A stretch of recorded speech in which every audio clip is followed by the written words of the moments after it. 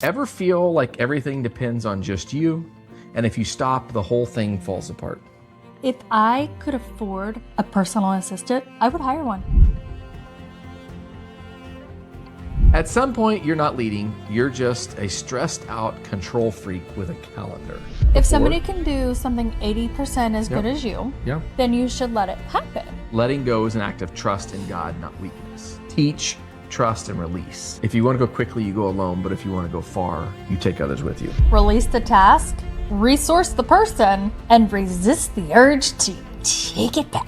We are not the saviors, and that's actually really good news. Well, welcome back to another episode of Crazy Unbelievable Faith. I'm your co-host, Brian Owen, alongside my wife, Kersha. Hi. Hopefully you guys are doing well. If you have not already subscribed and become an active member of our community, please do so. As you find benefit in this episode, or if there's a nugget that stands out that's applicable for someone, please pass it along. That's how our community continues to grow, and we make that impact around the community for sure. So some exciting things that have come out, and we still will have to put that podcast together. But sneak peeks, things like that, of the inner circle, things that have happened with that. Obviously, some cliffhangers about the book coming. Kind of an update from you on that too. It's coming along. It's coming. Okay, we'll go with that. So, yeah. Oh. So, on today's episode, title of today's episode is, do you want to read it or do you want me to? You can. You're not the savior. The power and humility of delegation. It's not all about us. It's going to be an exciting one, guys. I'm told that a lot in our household. It's not all about you, Dad. That's fine. It's okay. So, question for you. Ever feel like everything depends on just you? And if you stop, the whole thing falls apart? I'm just trying to think of overloaded schedules. Yes. I'll just do it myself. It's easier. Yep. Quiet frustration when no one else does it the way you think it should be done. Wow. Yep. At some point, you're not leading. You're just a stressed out control freak with a calendar. I love that. I love that little nugget. Yeah. But in all honesty, though, delegation isn't just a leadership skill. It's actually a spiritual issue that we want to tackle today in this episode, because there are a lot of people that are controlled by a calendar. And I'm not saying that's a good or bad thing, honestly, because we live by our calendar because we have to, with schedules and my job and podcasting. There's 7 of us. Yeah, and Jacelyn's work schedule. So there's multiple jobs, lots of spinning plates in the air. But I think that if I could afford a personal assistant, I would hire one. Oh, would you? I would hire one, and I would make sure that they are capable of driving and making time schedules. And then I would just have to go to the doctor's appointments.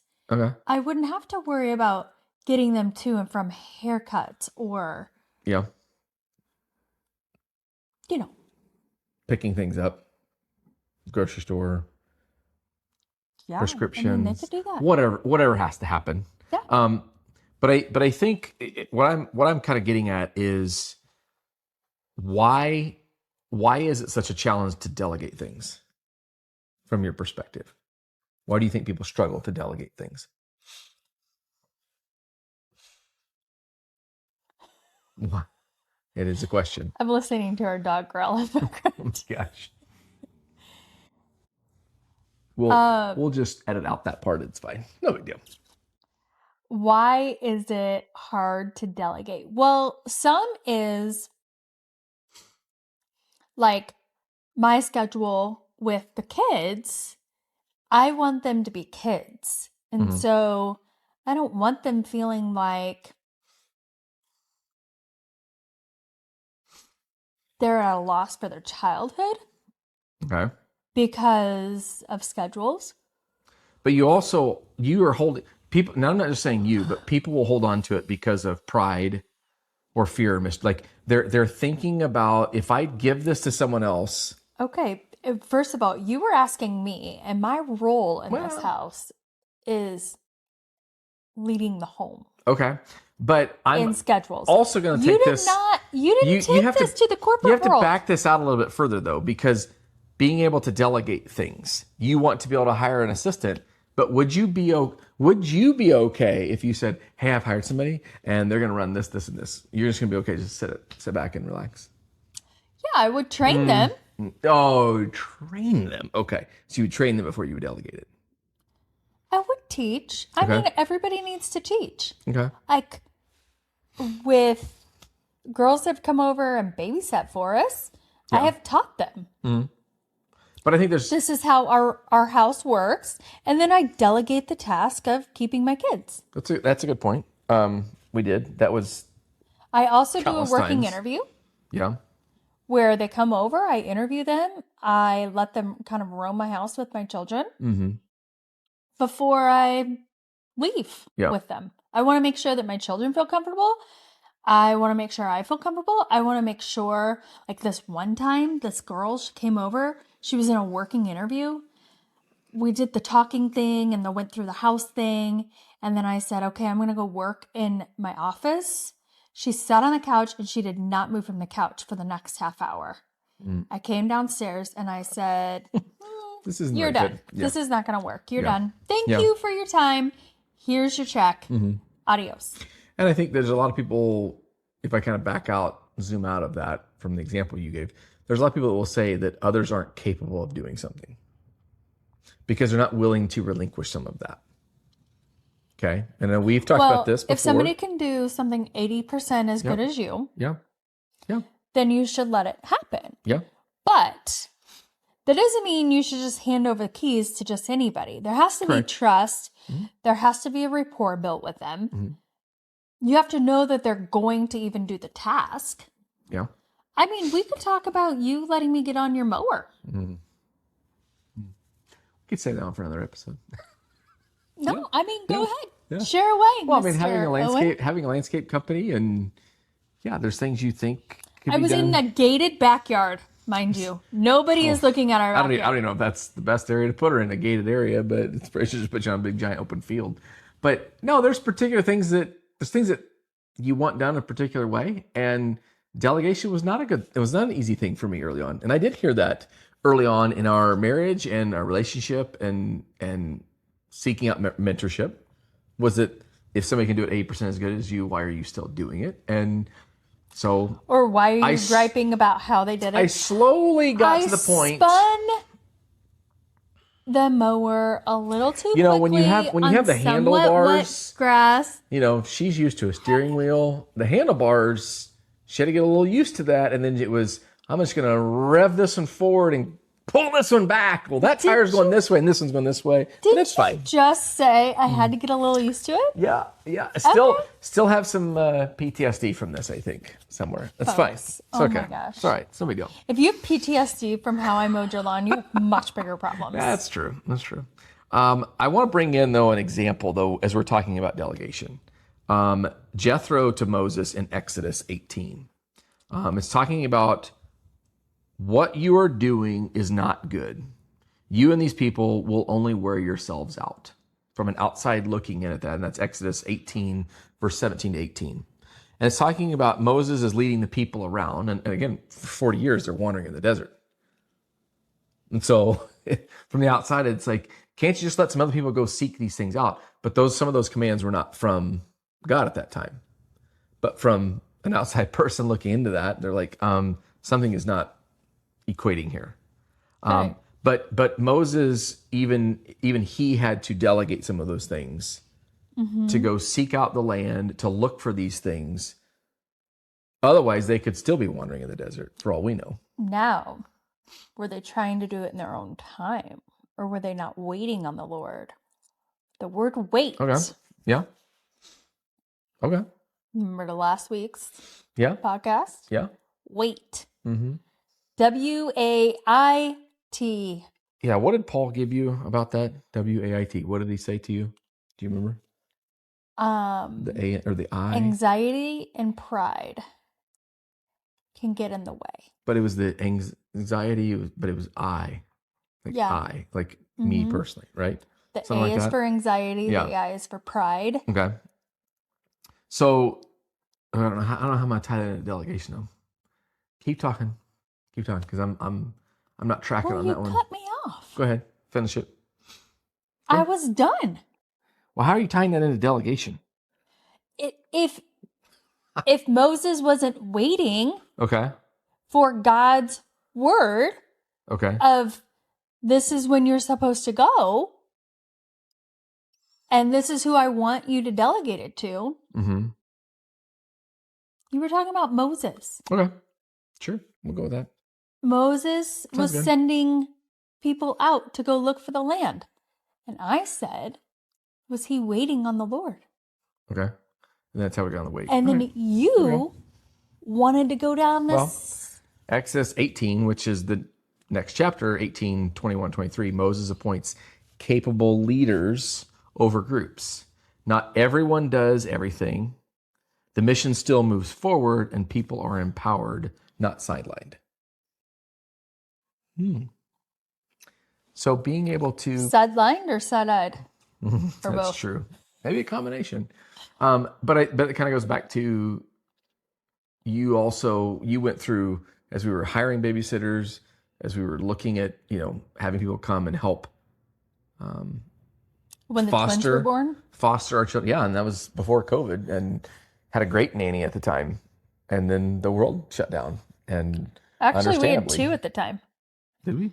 Yeah, Sydney came twice a week and Macy came twice a week. I'm sorry, Carter. I don't even remember all that. But I think that when you think about delegation to others, sometimes it's easier said than done. And taking the time to slow down, and I don't know if wait is the right thing, but just slowing down that process of what is it that I really need done, and not feeling like you have to take it all on. I mean, Wait does not go with delegation, Brian. That's true. That's why I didn't know why you went with wait, but you were talking about Moses, but it's still in my head, so I can't get it out of there. So it's fine. I wish you hadn't said that. See, now you just took me off on this random path. I don't even know. You should not wait to delegate if you're overloaded. Okay, guys? Let's just be very clear about that. Well, and that kind of leads into kind of the hard part around delegation, like where I was going with that, in the humility. In 1 Peter 5:6, I can't even talk. Humble yourselves that he may lift you up. Yeah. You're not meant to carry it all. Letting go is an act of trust in God, not weakness. And I think it was even talked about in our sermon today, just trusting and being able to lean on others to some degree. And I know I'm not perfect at that. We all want, what's the saying?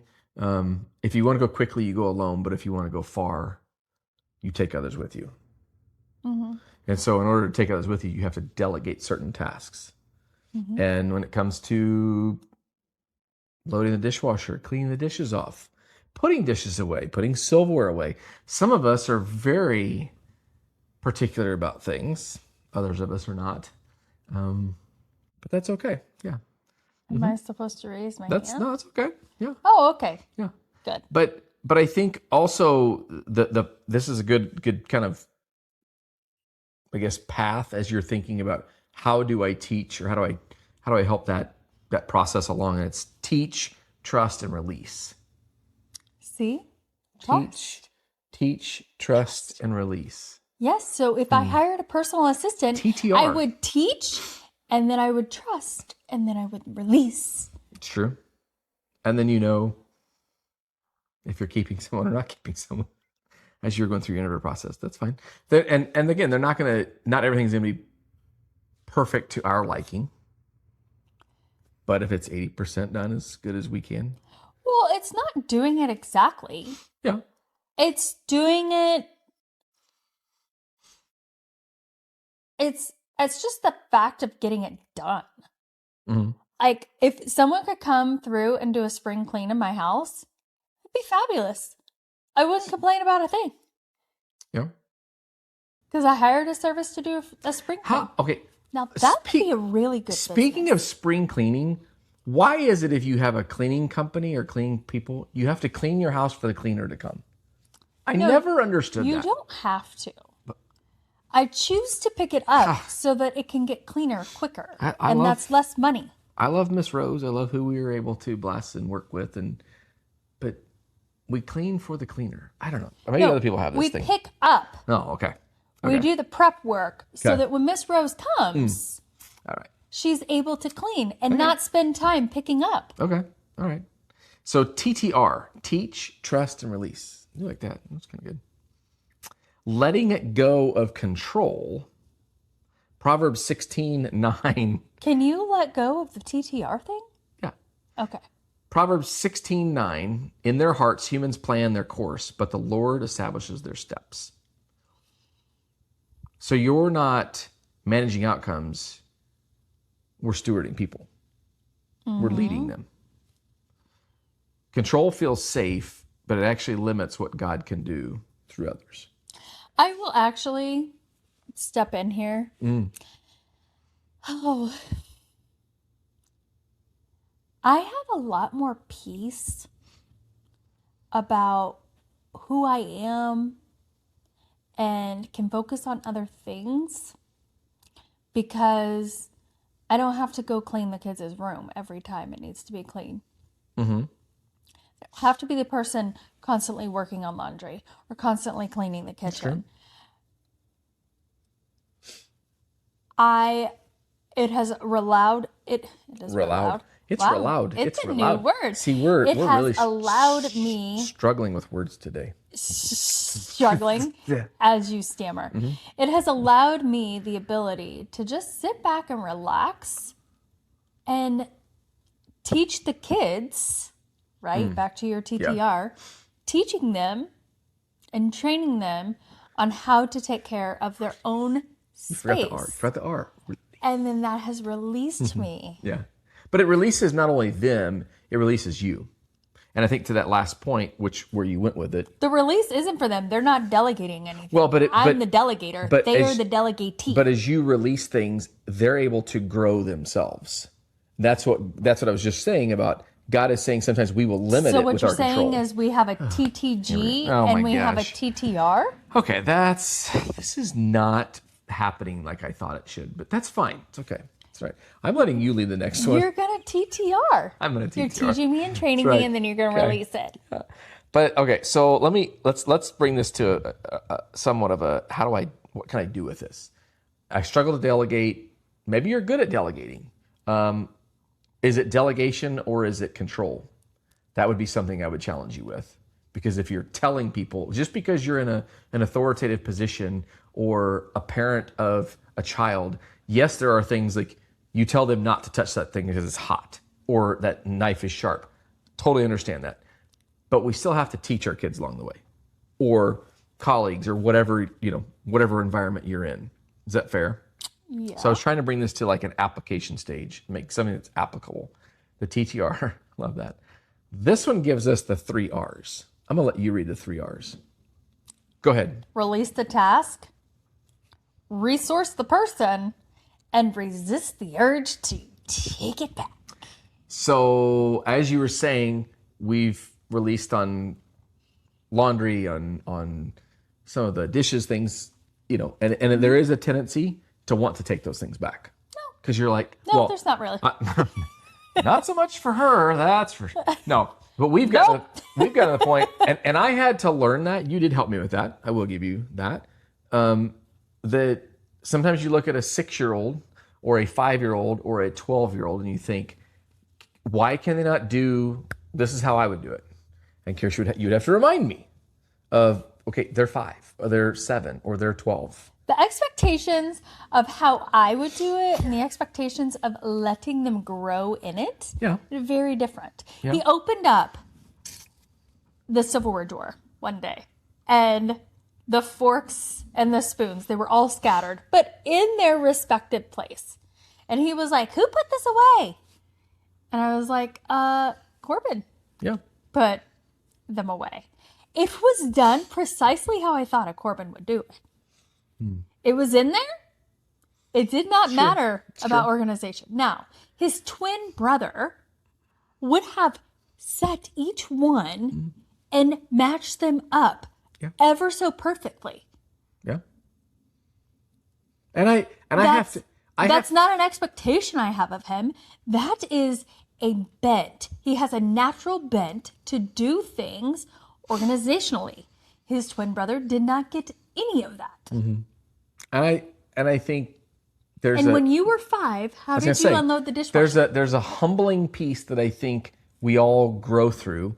Was it age and maturity don't go together? Sean talked about today. Right. Age goes alone. Maturity is an option. Correct. And the mature piece of that is being able to stop and say, wait a minute, when I was 5, could I have done that?